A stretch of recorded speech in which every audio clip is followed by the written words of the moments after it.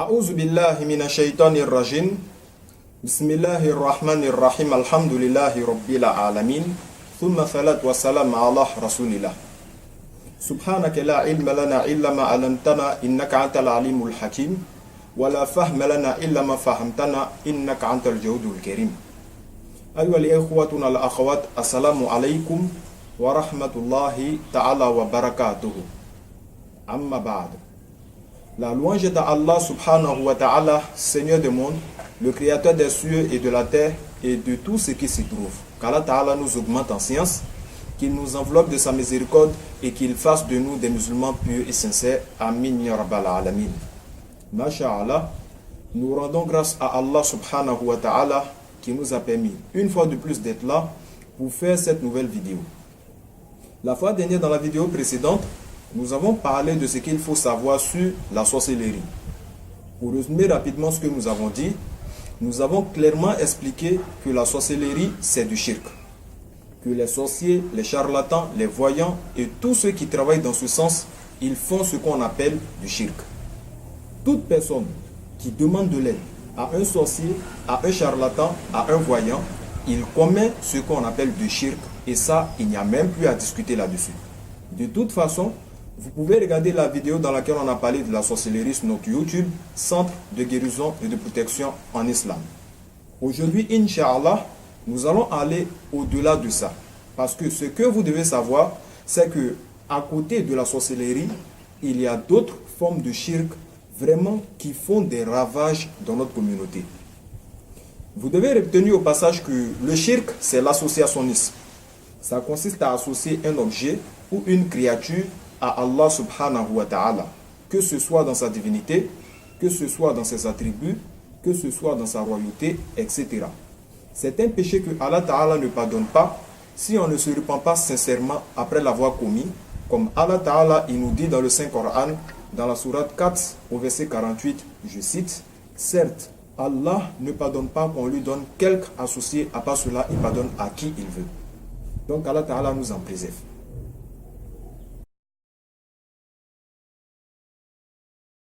Maintenant, pour être bref et concis, barakallahu fikum, nous allons parler des différentes formes de shirk vraiment qui font des ravages dans notre communauté. Qu'Allah Ta'ala nous accorde une bonne compréhension. D'abord, vous devez savoir que le premier type de shirk qui fait des ravages dans notre communauté, ça consiste à faire des sacrifices pour les djinns. Allah Ta'ala n'a jamais, je dis bien jamais exigé des couleurs dans les sacrifices. Chez les musulmans en tout cas.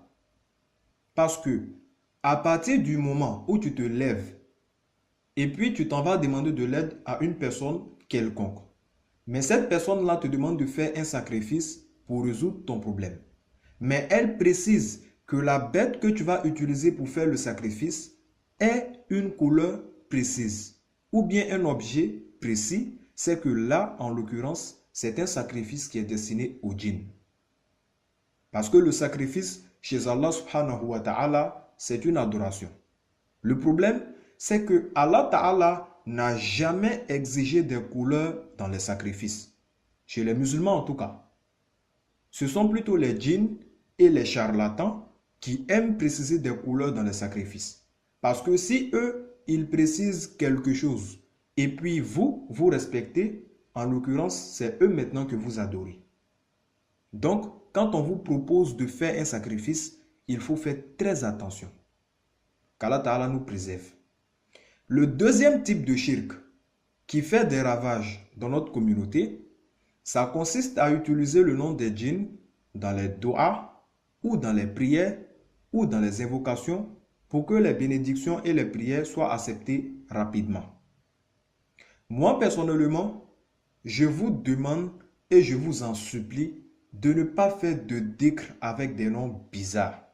Ne faites pas de dhikr avec des noms bizarres. Ne répétez pas des invocations bizarres dans vos prières dont vous n'avez aucune connaissance. Et méfiez-vous des paroles miracles. En islam, il n'existe pas de paroles miracles. C'est ta piété qui fait que ce que tu récites dans tes prières sont acceptées. Allah Ta'ala nous dit dans un hadith Qudusi, je cite, « Quiconque se montre hostile envers l'un de mes rapprochés, je lui déclare la guerre. » Parmi les actions que mon serviteur accomplit pour se rapprocher de moi, aucune ne m'est plus agréable que la pratique de ce que je lui ai imposé. Mon serviteur ne cesse de se rapprocher de moi par des œuvres surrogatoires jusqu'à ce que je l'aime. Et quand je l'aime, je deviens son ouïe par laquelle il entend, sa vue par laquelle il voit, sa main avec laquelle il saisit, son pied avec lequel il marche. S'il me demande de le protéger, je le protège. S'il me demande de l'exaucer, je l'exauce. Subhanallah. Ce hadith Qudusi est fantastique. Ça veut dire que nous, en tant que musulmans, en tant qu'êtres soumis, c'est la taqwa, la piété que nous devons atteindre. Et puis Allah subhanahu wa ta'ala va accepter nos bénédictions, nos prières, nos invocations, etc. Mais il ne faut pas dire que non, bon, la piété c'est trop difficile à atteindre parce qu'il faut prier, il faut jeûner. Moi, je n'ai pas le temps pour tout ça. Je vais réciter une parole miracle. Non. En islam, il n'existe pas de parole miracle. C'est ta piété qui fait que tes prières sont acceptées. Quelqu'un qui n'est pas pieux, il n'a qu'à lire tout le Coran. Ce qu'il veut, ça ne va pas être exaucé. Pourtant, quelqu'un qui est pieux, souvent même le pieux, il n'a même pas besoin de demander et ce qu'il veut, Allah Ta'ala lui accorde cela. Allah Ta'ala nous dit dans le Saint Coran, Wa antumul a'lamun inni kuntum mu'minin. Vous êtes les plus hauts si vous êtes les croyants. Dans un autre verset, Allah Ta'ala nous dit Wa kana haqqan alayna nasrul mu'minin. Il est de notre devoir d'aider les croyants. Donc quand tu es pieux, tu es heureux. Donc vraiment, à partir du moment où on vous dit telle parole est miracle, telle parole s'exauce rapidement, méfiez-vous de cela, c'est mieux. Parce que c'est la piété qui fait que tes prières sont acceptées. Et qu'Allah Ta'ala fasse de nous des musulmans pieux et sincères. Troisième type de shirk qui fait des ravages dans notre communauté, ça consiste à utiliser des objets de protection ou de chance. En islam, il n'existe pas d'objet de protection ou de chance. À partir du moment où tu dis tu as un objet et que c'est ça qui te protège, ou bien c'est ça qui t'attire de la chance, tu es dans le shirk. À partir du moment où tu dis tu as un bracelet ou une bague, et puis c'est ça qui te protège, ou bien c'est ça qui t'apporte de la chance, tu es dans le shirk. Les bagues, bracelets, objets de protection, chance, ça n'existe pas en islam. Quatrième type de shirk qui fait des ravages dans notre communauté, c'est ce qu'on appelle talisman gris-gris. Pourquoi? Parce qu'au départ, ceux qui font les talismans gris-gris, au départ, ils s'inspirent du Saint-Coran. Quand on ouvre les talismans, les gris-gris d'aujourd'hui, on trouve presque toujours des sourates du Saint-Coran. Soit la sourate Nas, ou bien la sourate Falak, ou bien la sourate Yasin, etc. Mais quand on observe bien dans les talismans, dans les gris-gris d'aujourd'hui, en plus des sourates, on trouve presque toujours des noms de djinns, ou des symboles, ou des codes de djinns, etc. Donc, talisman gris-gris avec des noms de djinns, avec des symboles, avec des codes de djinns, c'est du shirk. Mais pour aller au-delà de ça, vous devez savoir que même si c'est le Coran pur qui est dans votre talisman, sans nom de djinn, il ne protège pas. Même si la personne qui fait votre talisman, il vous dit que c'est le Coran pur seulement qu'il y a là-dedans, ça ne protège pas. Pourquoi? Parce que pour que le Coran te protège, tu dois le lire. Le prophète Muhammad alayhi salatu wassalam nous dit, celui qui lit Ayatul Kursi, Surat Nas, Surat Falak, Surat Ikhlas, le matin, Allah Ta'ala le protège jusqu'à le soir. Et celui qui lit ça le soir avant de dormir, aucun shaitan ne va l'approcher jusqu'au matin. Mais si vous écrivez Ayatul Kursi, la Surat Nas, la Surat Falak, la Surat Ikhlas, 1000 fois sur une feuille, et puis vous prenez cette feuille-là, vous mettez ça sur vous, est-ce que cette feuille-là va vous protéger? Non, pas du tout. Ou bien vous prenez la sourate Yasin, écrite dans un cadre, et vous accrochez ce cadre-là chez vous à la maison. Est-ce que ce cadre-là, ça va vous protéger, vous, avec votre maison? Pas du tout. Le prophète Muhammad, alayhi salatu wassalam, nous dit, celui qui lit une seule lettre dans le Saint-Coran, il a 10 hasanat. Pour une seule lettre seulement que tu lis dans le Saint-Coran, tu as 10 mérites. Par exemple, Alif Lam Mim. Alif Lam Mim, ça fait 3 lettres. Donc, pour ces 3 lettres-là que tu lis dans le Saint-Coran, tu as 30 hasanat. En d'autres termes, quand tu lis le Coran, il y a des hasanat. Comme il y a des hasanat, il y a la baraka. Et comme il y a la baraka, c'est cette baraka-là qui te protège par la grâce d'Allah subhanahu wa ta'ala. Mais quand tu écris les versets du Coran sur une feuille, et puis tu prends cette feuille-là, tu mets ça sur toi, tu ne le lis pas, il n'y a pas de hasanat. Comme il n'y a pas de hasanat, il n'y a pas de baraka. Et comme il n'y a pas de baraka, ça ne protège pas. Voilà pourquoi ceux qui font les talismans gris-gris, ils savent très bien que si c'est le Coran pur qui est écrit dans un talisman, ça ne protège pas. Eux, ils le savent. C'est pour cela, quand on ouvre les talismans, les gris-gris d'aujourd'hui, en plus des sourates, on trouve des noms de djinns, des quadrillages, des symboles qui profanent le Saint-Coran et qui font un effet satanique. Là, quand tu mets ça sur toi, non seulement c'est du shirk, parce qu'il y a des noms de djinns, il y a des symboles là-dedans, mais en plus de cela, ce sont les djinns qui vont venir soi-disant te protéger. Est-ce que les djinns y protègent? Pas du tout. Est-ce que les sorciers, les charlatans y protègent? Pas du tout. Au contraire, Allah Ta'ala nous dit dans le Saint-Coran, dans la sourate 72 au verset 6, il y avait des mâles parmi les hommes qui sont allés chercher refuge auprès des mâles parmi les djinns, mais cela ne fit qu'accroître leur détresse. Ça veut dire quoi? Ça veut dire que tu vas aller demander de l'aide à un djinn, à un charlatan, à un voyant. Parce que quand on parle de djinn, on parle en même temps des sorciers, des charlatans, des voyants. Tous ceux-là sont dans le même lot. Donc, en l'occurrence, quand tu vas demander de l'aide à un djinn ou à un charlatan ou à un voyant, ce sont eux-mêmes en réalité qui te font plus de mal. Et puis, c'est obligé que ça se passe comme ça. Donc, ça ne sert à rien d'aller demander de l'aide aux sorciers, aux charlatans, aux voyants, qu'Allah Ta'ala nous en préserve. Je vais résumer un peu rapidement comme je l'ai dit. Premier type de shirk, sacrifice pour les djinns. Concernant les sacrifices, Allah Ta'ala nous dit dans le Saint-Coran, Kul inna salati wa nusuki wa mahyaya wa mamati lillahi rabbil alamin. Dis ma prière, mon sacrifice, ma vie, ma mort, ça appartient à Allah subhanahu wa ta'ala, Seigneur du monde. Donc ici, en l'occurrence, le sacrifice, c'est une adoration. Mais est-ce que vous avez vu dans un hadith ou bien dans une charia où Allah Ta'ala a dit, il veut forcément un mouton de couleur blanc? Ou bien vous avez vu quelque part que Allah Ta'ala a exigé un mouton de couleur rouge? Si on observe par exemple, dans les règles du mouton du tabaski, la charia exige que le mouton soit en bonne santé, ou bien que le mouton ait des cornes. Il est préférable que le mouton soit gros, etc. Mais est-ce que vous avez vu dans une charia ou bien dans un hadith où le prophète Muhammad alayhi salatu wasalam a dit Allah Ta'ala veut forcément un mouton de couleur blanc pour la fête du tabaski? Non, pas du tout. Ça n'existe pas. Parce que les couleurs n'ont aucune importance dans les sacrifices devant Allah subhanahu wa ta'ala. Mais cela a plutôt une importance chez les djinns. Parce que si eux, ils précisent quelque chose, et puis vous respectez, en l'occurrence, c'est eux maintenant que vous adorez. Donc, avec les sacrifices qu'on vous propose, il faut faire très attention. Qu'Allah Ta'ala nous préserve. Deuxième type de shirk, comme on l'a dit, ça consiste à utiliser le nom des djinns dans les doigts, ou dans les prières, ou dans les invocations, pour que les bénédictions et les prières soient acceptées rapidement. Et là, j'en profite pour vous donner un conseil. Si vous avez des bénédictions spéciaux que vous utilisez à la maison, ou bien des paroles spéciaux, ou des doigts spéciaux que vous utilisez à la maison, je vous recommande vivement d'approcher les imams ou bien les savants. Ils vont vérifier dans ces différentes paroles-là pour voir s'il n'y a pas de nom de djinn ou des paroles de mécréance.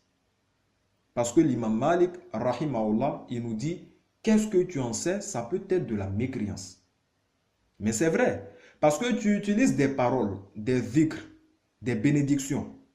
Tu utilises des prières. Tu ne sais pas d'où ça vient.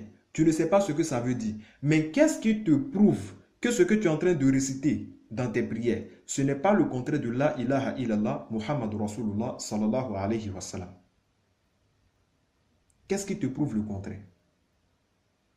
C'est pour cela, en islam, il est interdit d'utiliser les bénédictions dont on ne connaît pas la provenance.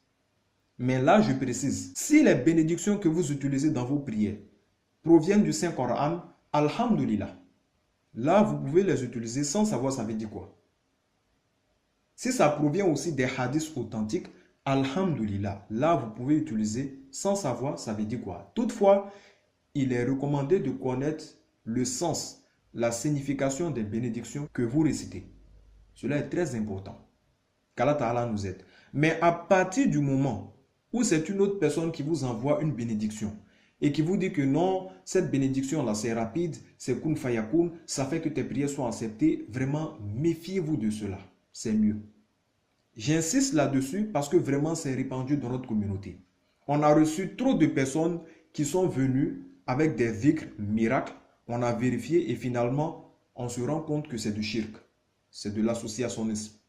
En réalité, c'était des paroles de mécréance. Et ça, vraiment, il y en a plein qui font cela sans savoir. Je vais vous donner un exemple. Par exemple, la parole tout bismillah. Subhanallah. Parce qu'aujourd'hui, on entend beaucoup de personnes dire tout bismillah. Bon, quand on entend tout bismillah, on peut se dire que non, c'est normal. Subhanallah. Mais il y a un piège là-dedans. Regardez. On sait que Bismillahirrahmanirrahim, ça se trouve dans le Saint-Coran. Il n'y a même pas à discuter là-dessus. Mais le mot tout, Bismillah, c'est quitté où? Nous nous sommes renseignés derrière cette parole. Et on a constaté que quand tu dis tout en bambara ou bien en malinké, c'est comme si tu es en train de maudire quelque chose. Ou bien tu es en train d'insulter quelque chose. Ce qui est sûr, tu dénigres quelque chose.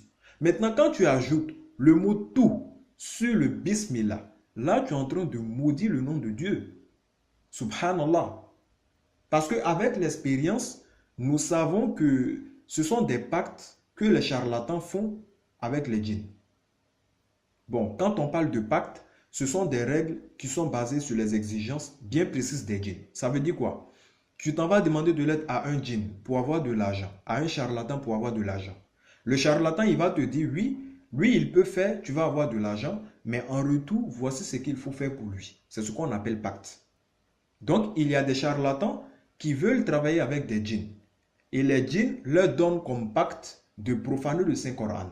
Donc, vous allez voir le charlatan, il est en train de réciter tout bismillah pour appeler ces djinns. Et certaines personnes entendent ça, ils pensent que non, c'est une parole miracle. Et eux aussi, ils se mettent à répéter cela partout, alors que c'est de la mécréance. Voilà pourquoi j'insiste beaucoup là-dessus. À partir du moment où vous ne connaissez pas la bénédiction, vous ne savez pas d'où ça vient, vous n'êtes pas sûr de son authenticité, vraiment je vous déconseille de le répéter. Parce que cela peut être de la mécréance et qu'Allah Ta'ala nous en préserve. Troisième type de shirk, comme on l'a dit, ça consiste à utiliser des objets de protection ou de chance. En islam, il n'existe pas d'objet de protection ou de chance. À partir du moment où tu dis que tu as un objet, et puis tu dis que c'est ça qui te protège, ou bien c'est ça qui t'attire de la chance, tu es dans le shirk. À partir du moment où tu dis tu as un bracelet ou une bague, et puis tu dis que c'est ça qui te protège, ou bien c'est ça qui te porte de la chance, tu es dans le shirk. Objet de protection, chance, ça n'existe pas en islam. Quatrième type de shirk, comme on l'a dit, c'est ce qu'on appelle talisman gris-gris. Et concernant les talismans gris-gris, nous avons déjà fait une vidéo spéciale là-dessus que vous pouvez regarder sur notre YouTube, Centre de guérison et de protection en islam. Ce qui me fait mal, c'est que les gens minimisent ce péché. Ils ne voient pas la gravité de ce péché. On a reçu trop de patients qui sont venus nous dire on a tel talisman, on a tel gris-gris, on a fait tel sacrifice pour les djinns, etc. Comme si ce n'est rien devant Allah subhanahu wa ta'ala. Pourtant, dès que tu commets le shirk, ne serait-ce qu'une seule fois dans ta vie, tu es sorti de l'islam. Tu n'es plus musulman.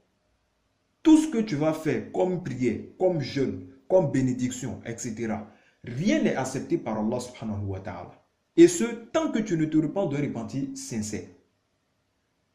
Parce que Allah Ta'ala nous dit dans le Saint-Coran, dans la sourate 4 au verset 48, certes, Allah ne pardonne pas qu'on lui donne quelque associé. À part cela, il pardonne à qui il veut. Le shirk, c'est le plus grand de tous les péchés. Tant que tu es encore en vie, Allah Ta'ala, il pardonne tous les péchés. Mais si tu meurs dans ça, sans être repenti, d'un repentir sincère, Allah Ta'ala te dit, il ne pardonne pas cela. En plus, Allah Ta'ala nous dit dans le Saint-Coran, dans la sourate 98 au verset 6, « Innal ladhina kafaru min ahlil kitabi wal mushrikin fi nari jahannama khalidina fiha ulaika hum sharrul bariyya. » Sadakallahu al-azim.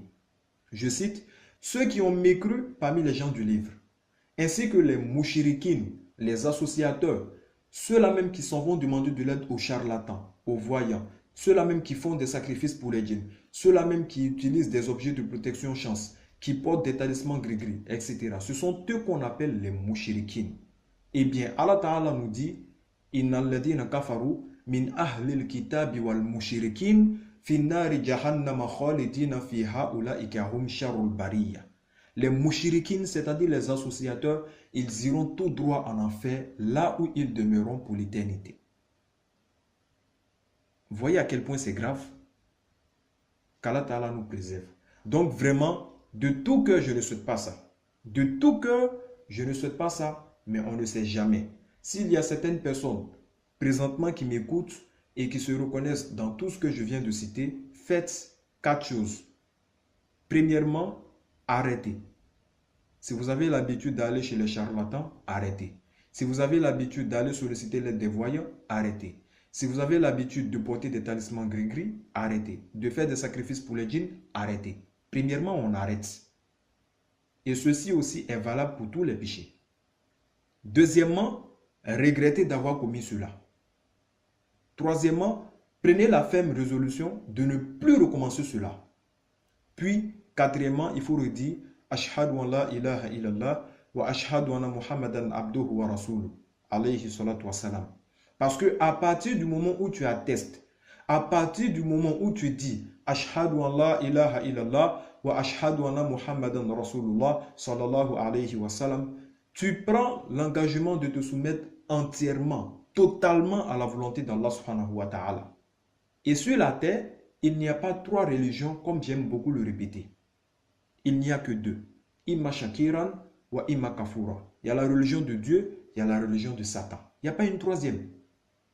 Donc, à chacun de faire son choix. Inch'Allah, dans une autre vidéo, nous allons continuer sur cette même lancée. Sur ce, subhanaka Allahumma wa bihamdika, nashhadu an la ilaha illa anta, nastaghfiruka wa natubu ilayk. Assalamu alaikum wa rahmatullahi ta'ala wa barakatuh. إن الذين كفروا من أهل الكتاب والمشركين في نار جهنم خالدين فيها أولئك هم شر البرية. Les infidèles parmi les gens du livre, ainsi que les associateurs, iront au feu de l'enfer pour y demeurer éternellement. De toute la création, ce sont eux les pires.